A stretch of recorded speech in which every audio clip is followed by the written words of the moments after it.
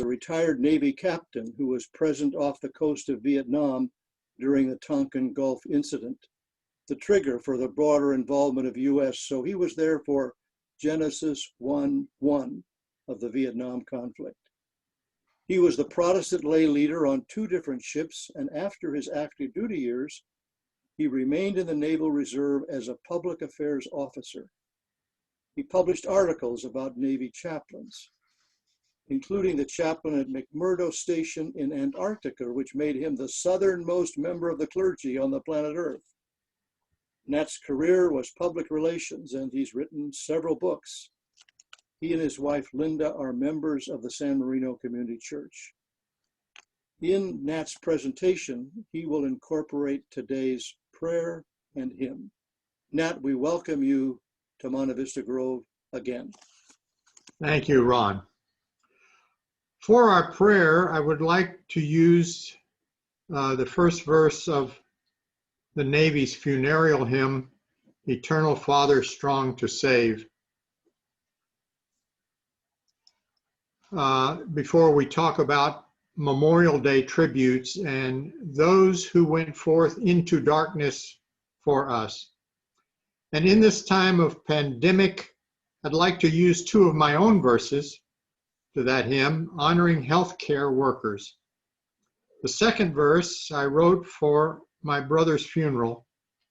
He was a Navy surgeon in a MASH unit in Vietnam with the Marines, and I wanted to honor the medics who go side by side with armed warriors.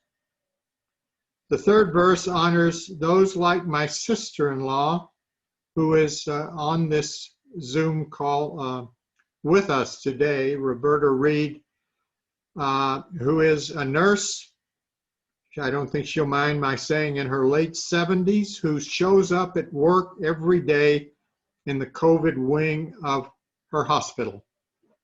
And this verse honors her and the people like her. So shall we pray? Eternal Father, strong to save, whose arm hath bound the restless wave, who bids the mighty ocean deep its own appointed limits keep. Oh, hear us when we cry to thee for those in peril on the sea.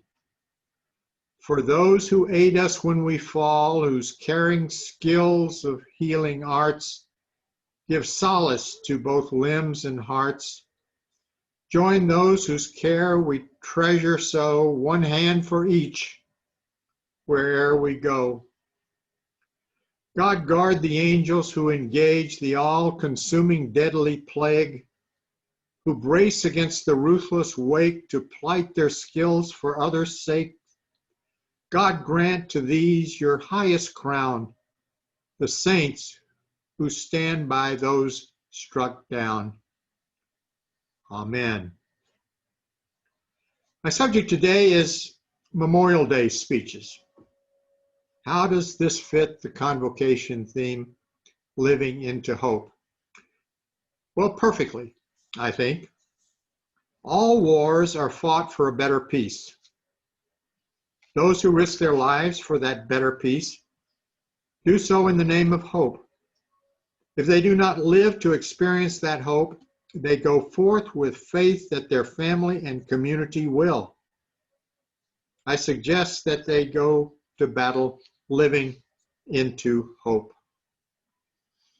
Memorial Day is a day when we go to a public place and hear a speech by a senior military officer in tribute to those who gave their lives for this nation. I am a senior military officer. I give Memorial Day speeches. Memorial Day speeches typically have 3 elements. First, they honor those who died on society's behalf. Second, they celebrate the nation that is the context for their sacrifice. What is so special about this nation that these men and women would risk their lives?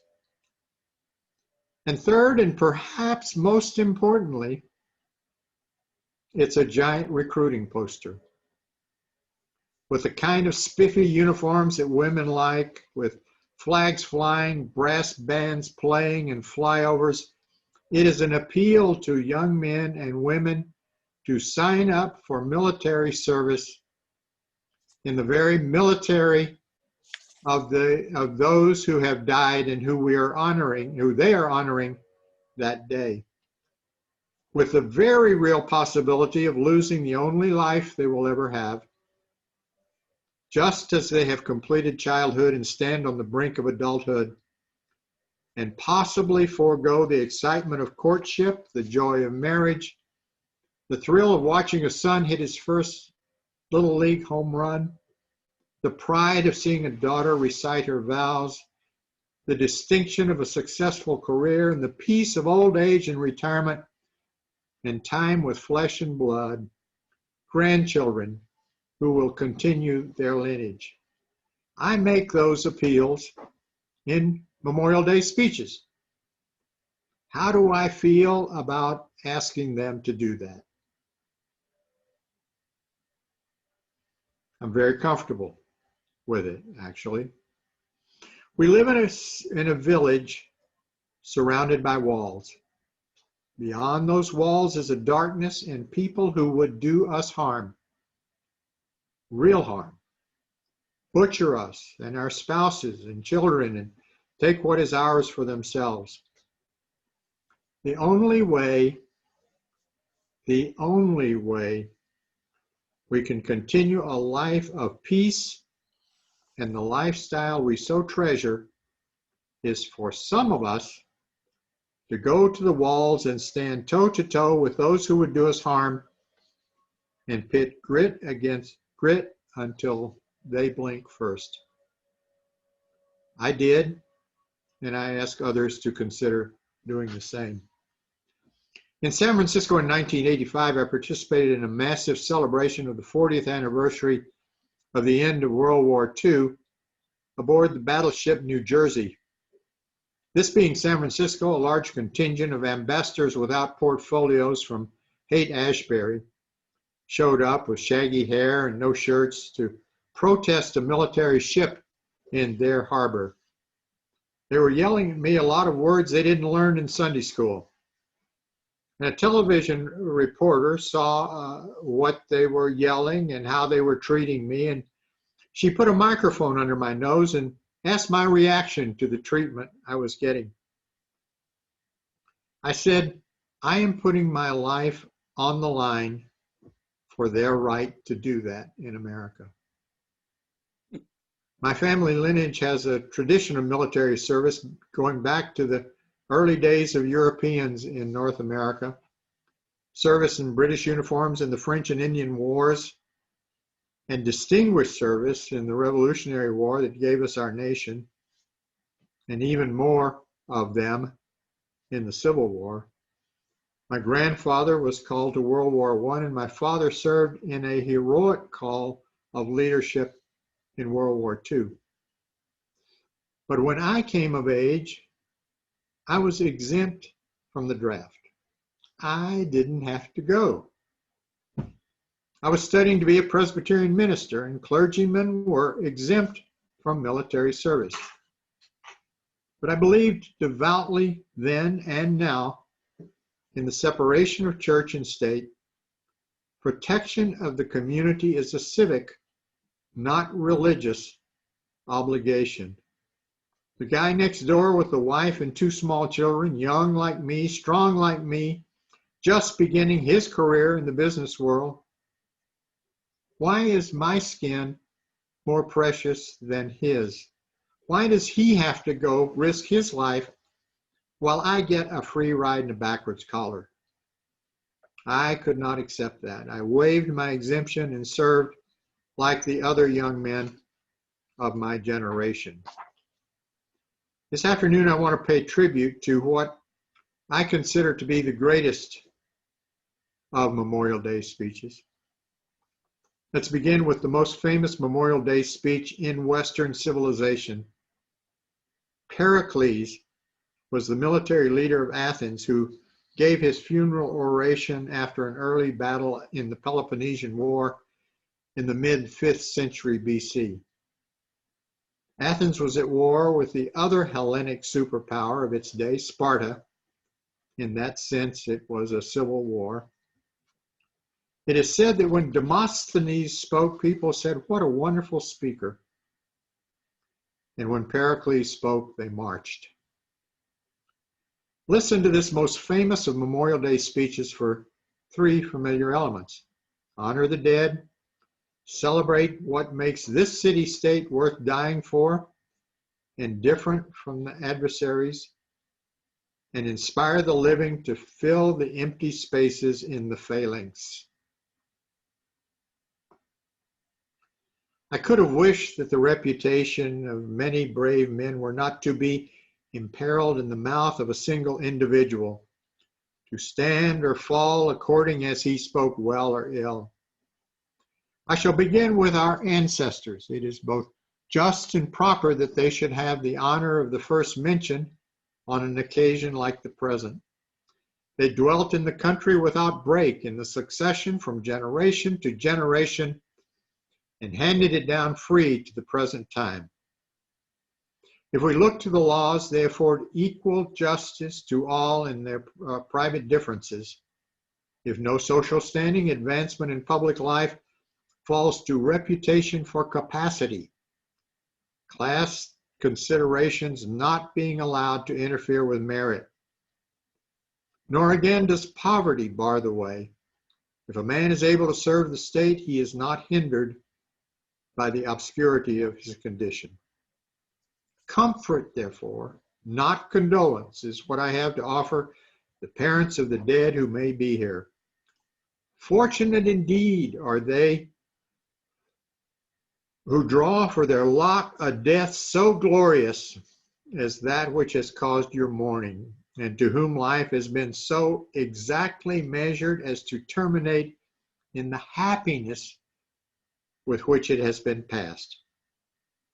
For this offering of their lives, renown which never grows old, their glory is laid up to be eternally remembered. Such is the Athens for which these men, in the assertion of their resolve not to lose her, nobly fought and died. And well may every one of their survivors be ready to suffer in her cause. This is the speech you memorized in school. Now I see your faces in the squares, and you're nodding your head that you didn't memorize this speech. Oh, but you did. It was a different language, uttered at a different time, but you memorized it. You did. Let me recite it again and see if you remember. 87 years ago, our fathers brought forth on this continent a new nation. I shall begin with our ancestors. They dwelt in the country without break in the succession from generation to generation. Conceived in liberty and handed down free to the present time, and dedicated to the proposition that all men are created equal. If we look to the laws, they afford equal justice to all in their private differences, class considerations not being allowed to interfere with merit, nor again does poverty bar the way. If a man is able to serve the state, he is not hindered by the obscurity of his condition. For this offering of their lives, renown which will never grow old, their glory is laid up to be eternally remembered. The world will little note nor long remember what we say here, but it can never forget what they did here. The greatest American Memorial Day speech is the Gettysburg Address. It wasn't delivered at the end of May, but it is a Memorial Day speech in every definition of that genre. The second greatest of the American Memorial Day speeches to me was the very first Memorial Day speech, delivered on May 30th, 1868, the first National Day of Recognition of our war dead, originally called Decoration Day. It served as the dedication of Arlington National Cemetery, which with cruel irony was on the former plantation of Robert E. Lee. It was delivered by a man who had served as a brigadier general in the Union Army and who had been elected a congressman from Ohio. His name was James A. Garfield, and he would later become the 20th president of the United States.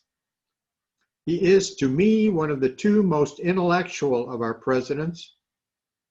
I would pair him with Woodrow Wilson.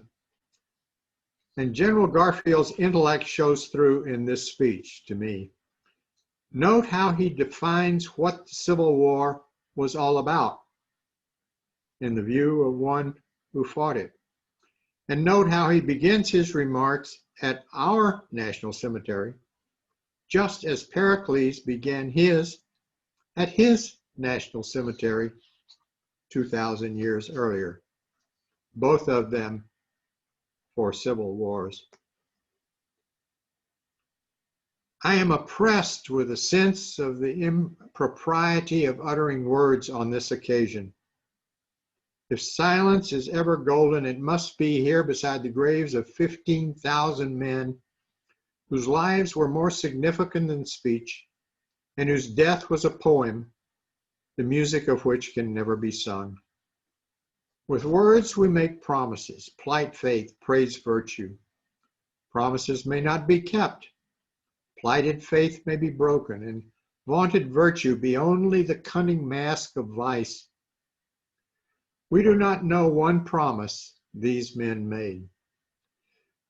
We do not know one pledge they gave, one word they spoke, but we do know they summed up and perfected in one supreme act the highest virtues of men and citizens. For love of country, they accepted death, and thus resolved all doubts and made immortal their patriotism and their virtue. For the noblest man that lives, there still remains conflict. He still must withstand the assaults of time, and fortune must still be assailed with temptations before which lofty natures have fallen. But with these, the conflict ended. The victory was won when death stamped upon them the great seal of heroic character and closed a record which years can never blot. 8 years ago, this was the most unwarlike nation on the earth. For nearly 50 years, no spot in any of these states had been the scene of battle. 30 millions of people had an army of less than 10,000 men. The faith of our people in the stability and permanence of their institutions was like their faith in the eternal course of nature. Peace, liberty, and personal security were blessings as common and universal as sunshine and showers and fruitful seasons. And all sprang from a single source, the old American principle that all owe due submission and obedience to the lawfully expressed will of the majority. This is not one of the doctrines of our political system. It is the system itself. It is our political firmament in which all other truths are set as stars in heaven. It is the encasing air, the breath of the nation's life. Against this principle, the whole weight of the rebellion was thrown. The nation was summoned to arms by every high motive which can inspire men. 2 centuries of freedom had made its people unfit for despotism. They must save their government or miserably perish. As a flash of lightning and a midnight tempest reveals the abysmal horrors of the sea, so did the flash of the first gun disclose the awful abyss into which the rebellion was ready to plunge us. In a moment, the fire was lighted in 20 million hearts. In a moment, we were the most warlike nation on the earth. Could these men be silent in 1861? These, whose ancestors had felt the inspiration of battle on every field where civilization had fought in the last 1,000 years? Read their answer in this green turf. Each for himself gathered up the cherished purposes of life, its aims, its ambitions, its dearest affections, and flung all, with life itself, onto the scales of battle. What other spot so fitting for their last resting place as this, under the shadow of the Capitol, saved by their valor? Here where the grim edge of battle joined, here where all the hope and fear and agony of their country centered, here let them rest, asleep on the nation's heart, entombed in the nation's love.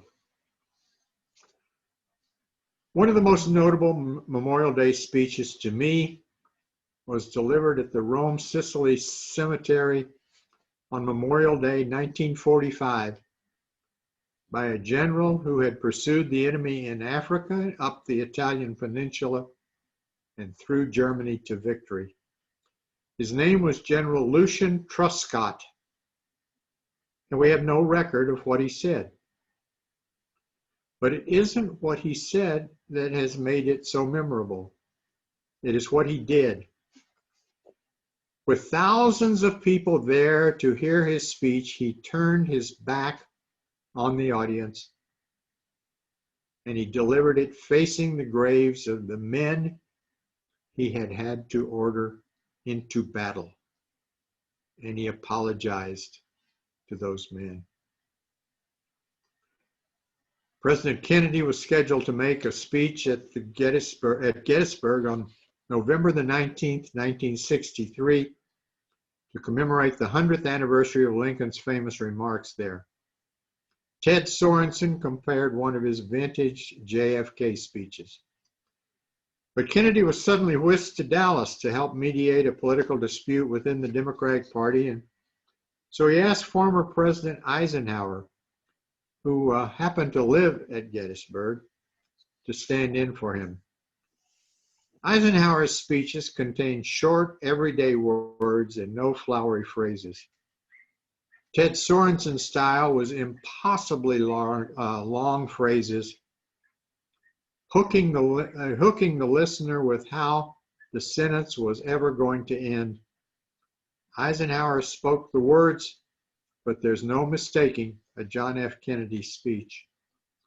President Kennedy was killed in Dallas 3 days later, so this speech is not remembered, but it should be. Lincoln had faith that the ancient drums of Gettysburg, throbbing mutual defiance from the battle lines of the blue and the gray, would one day beat in unison to summon a people happily united in peace to fulfill generation by generation a noble destiny.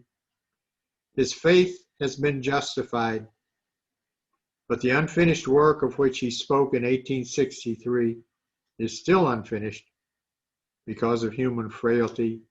It always will be.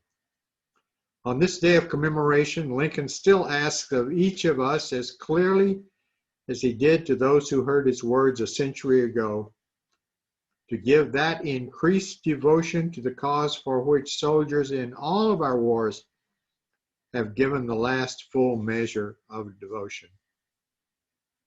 Our answer, the only worthy one we can render to the memory of the great emancipator, is ever to defend, protect, and pass on unblemished to coming generations the heritage, the trust that Abraham Lincoln and all the ghostly legions of patriots of the past, with unflinching faith in their God, have bequeathed to us, a nation free, with liberty, dignity, and justice for all. We read Lincoln's sentiments, we ponder his words.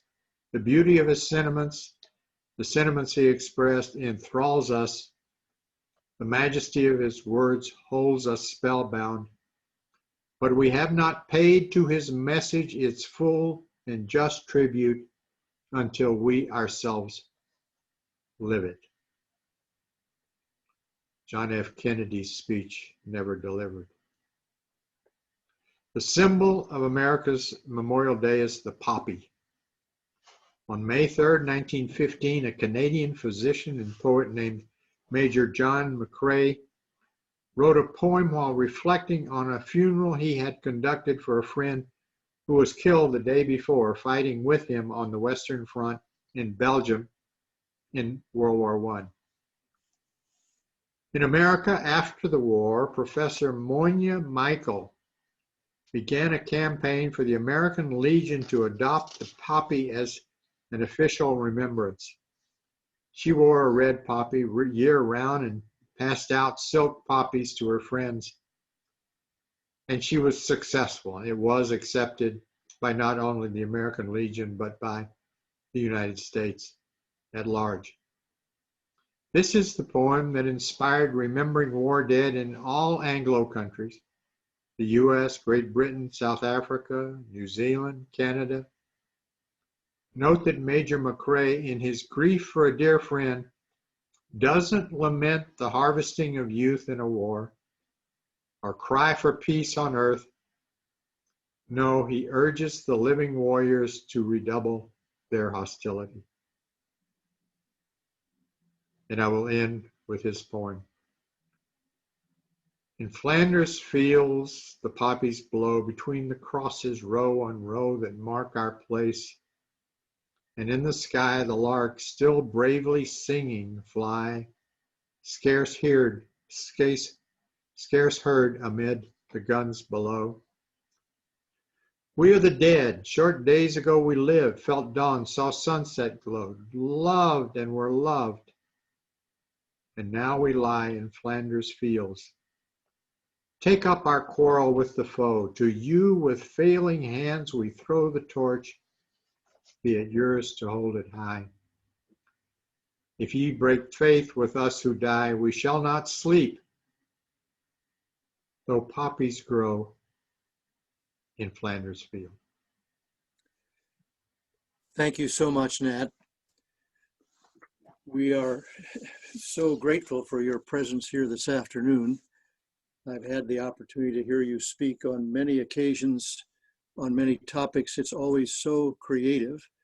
You remind us of the wonders of the past and challenge us to see, are we living up to the ideals that you have lifted up in these various speeches. We have plenty of time now for comments and questions. Let me start then, as people are thinking about this. I found it really quite amazing the way you were able to connect Cicero and Lincoln. I thought a little bit about Lincoln. We don't know who read Cicero, but I like the way that you put them together. Are you suggesting here that there's kind of a basic structure in some of the speeches that is perhaps not always visual, but it's there, kind of linking these speeches together? There's a structure to Memorial Day speeches. Well, I have a question for you, Ron, and that is, did Lincoln consciously pattern his Gettysburg Address after Pericles' oration? Do you know? I don't think historians know. Well, Gary Wills, in his wonderful book, Lincoln at Gettysburg, uses Pericles also to suggest some of what you're suggesting this afternoon. Lincoln, who had only 1 year of formal education, I'm not sure that he would have read or been aware of Pericles. But yet it's interesting how people, whether they're aware or not, seem to almost intuit what the structure of a speech should be. He was a last-second addition to the ceremonies. Edward Everett, who was the greatest orator of the day, he had been president of Harvard, ambassador to England. He spoke for 2 hours and 8 minutes before Lincoln rose to speak. And Lincoln had been asked just about 17 days before to offer a few words, the few words because he was president of the United States. So Lincoln only spoke for 2.5 minutes. It was 272 words. But as you suggest to us, the structure is there, the bone, so to speak, are there in the speech.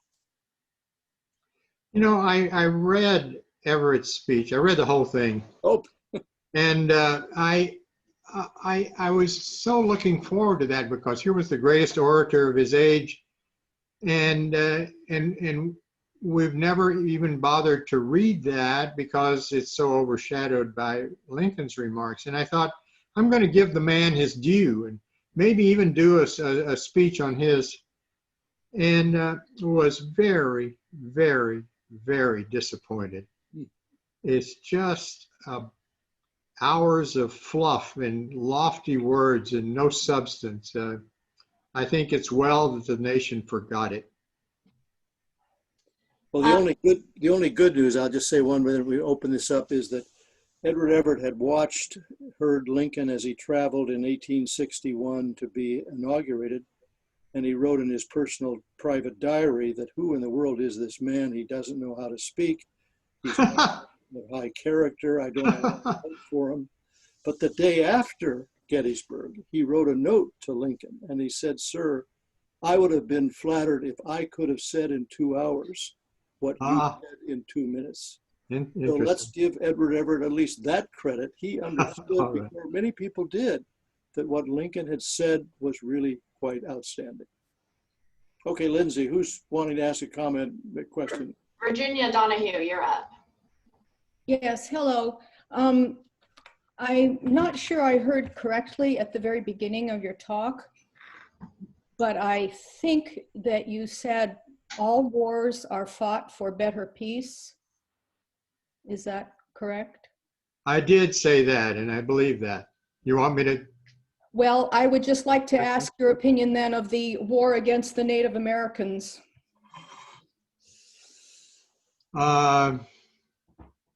In the eyes of those who fought it, they were fulfilling a God-given destiny. Which people who fought it? The Europeans believed that it was a better peace for them to have that land. You know, of course, I disagree violently and am ashamed of that. But I would submit that they fought that war for a better peace. Well, it seems to me that that's usurping the word peace, replacing it where the word greed ought to be.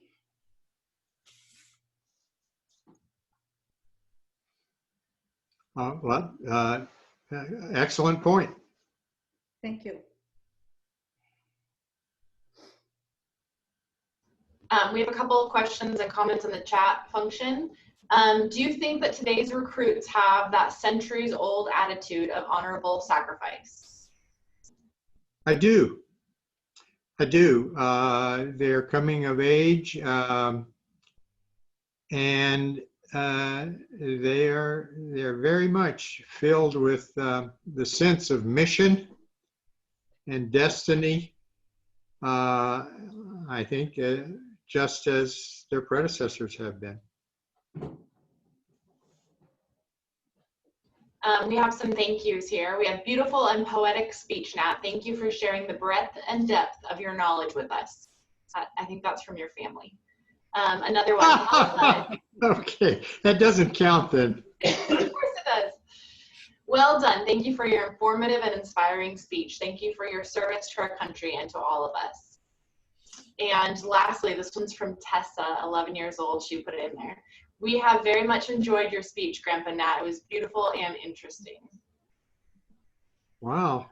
It's a good thing my family showed up.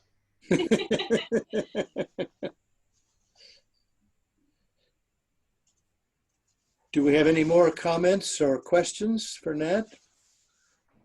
I don't see any hands raised at this point. Here we have one. I see Tom Eggabeen. I just want to say thanks.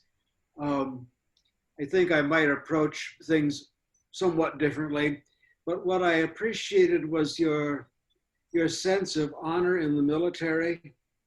And you mentioned about the separation of church and state.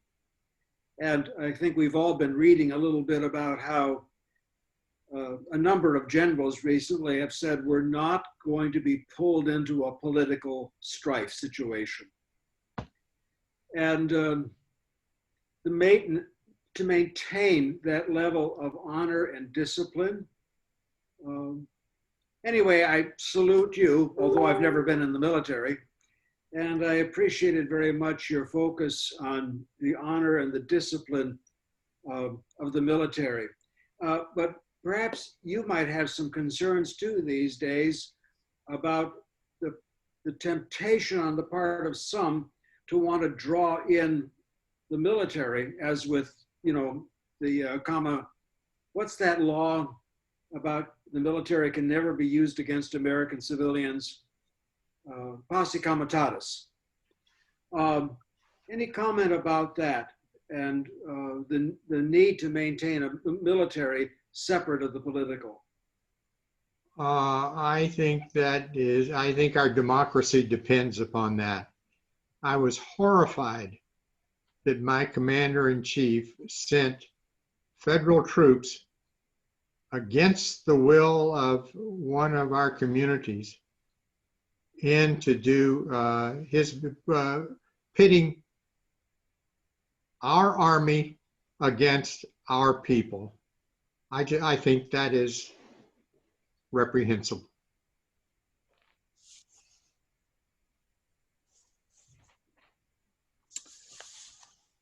All right, any more comments or questions? Yes, let's go to Bill Craig, and we have two more here. Dean. Very good. Okay, Bill? Nat, you have brought several outstanding programs when we have our convocations here at Monte Vista Grove Homes. And thank you for today, but also what's on your mind for, what are you working on for next? I just would be interested to know. I have taken advantage of the pandemic and the sheltering in to write another book, and this one about the Argentine dirty war of the late 1970s. Very few Americans realized that there was another Nazi regime a generation after World War II, and here in the Americas, with concentration camps, with anti-Semitism, with Jews being rounded up, with torture like no regime perhaps anywhere in our memory, certainly.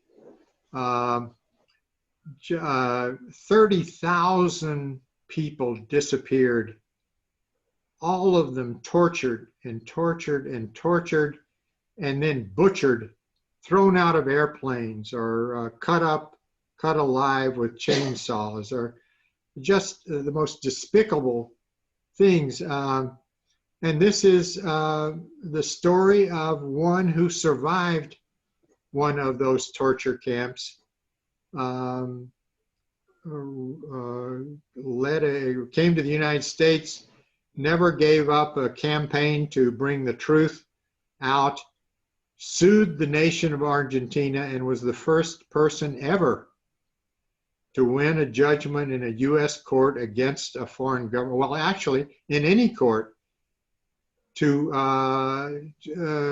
win a judgment against a foreign nation for what it had done. So it's a remarkable story, and I'm very proud to have written that story. Good. Thank you. We have someone in the comments section says, thank you. We in Portland were horrified at the federal troops sent here too. Next question from Larry Ballinger, and then after that we'll go to Dean Thompson. So Captain Reed, you are a chaplain, correct? I am not. You are not? No, you flatter me, but I was not. So no. I'm a line officer. All right. Even more pertinent then is my question, perhaps. I thought I heard in the course of your bio that you did serve as a lay leader. Yes.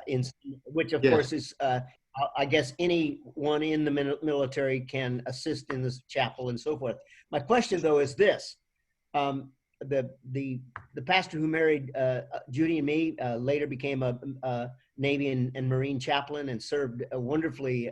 He's still alive, bless his heart. And but I have the sense that in the years, particularly since the Second World War, through Vietnam and Korea even, that the role of the chaplain has changed significantly in terms of the relationship to the men and women who serve, the role of counseling, spiritual care, even psychological guidance and help. How do you see the role of a chaplain today in the military? Well, I think you're the better judge of that than I.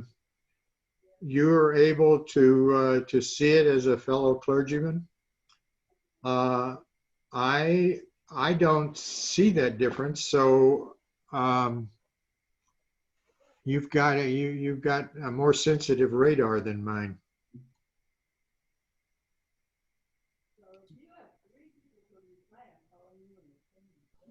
Dean, can you accept to unmute, please? There we go. Okay, go ahead.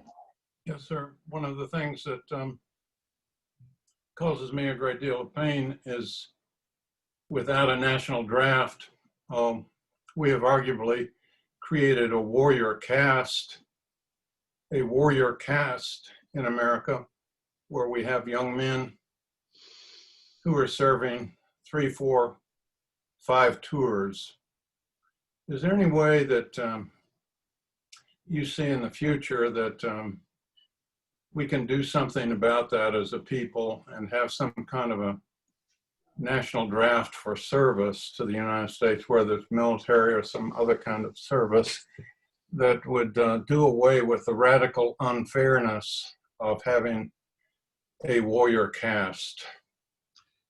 You know, that has been discussed as from the time I was in the military, and I supported and support that concept of a draft of every young person to serve in slums and ghettos and on Indian reservations and in the military and some form of community service. You know, we in the military had an advantage, I think, that no one else had, and that is that we had a true rite of passage.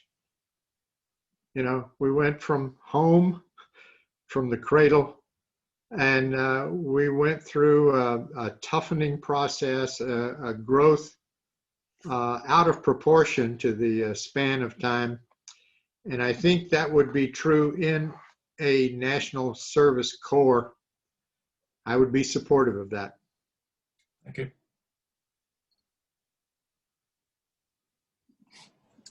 Lindsay, do we have any more comments or questions? No others. Anyone else in the audience want to ask anything? Put it in the chat box or go ahead and raise your hand. If you don't have your camera on, you have to use the actual function to raise your hand so I can see it next to your name. Let me know.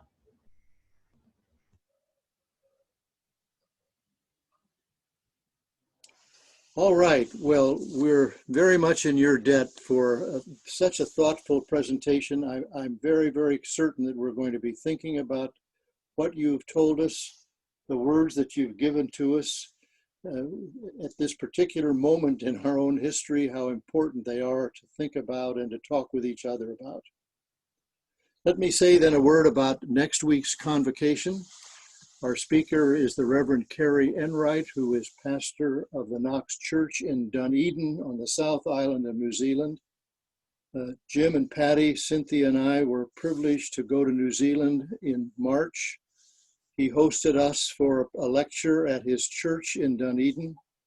I met him for the first time and found him the most engaging person, pastor, really a leader in the Church of New Zealand, in that marvelous country with a terrific Prime Minister.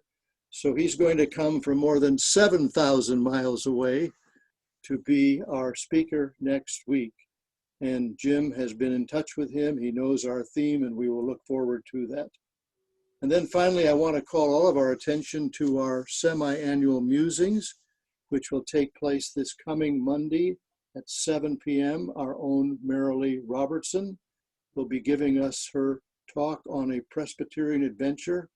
Marilee has had a remarkable life with service to the church in many countries, and she will be doing some PowerPoint about this. It's going to be a really outstanding presentation, not simply for the Monte Vista Grove residents, but this is an opportunity to encourage friends to look in and to participate in this.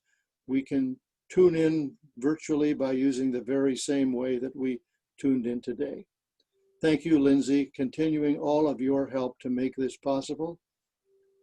Have a very good afternoon and evening. Nat, thank you again.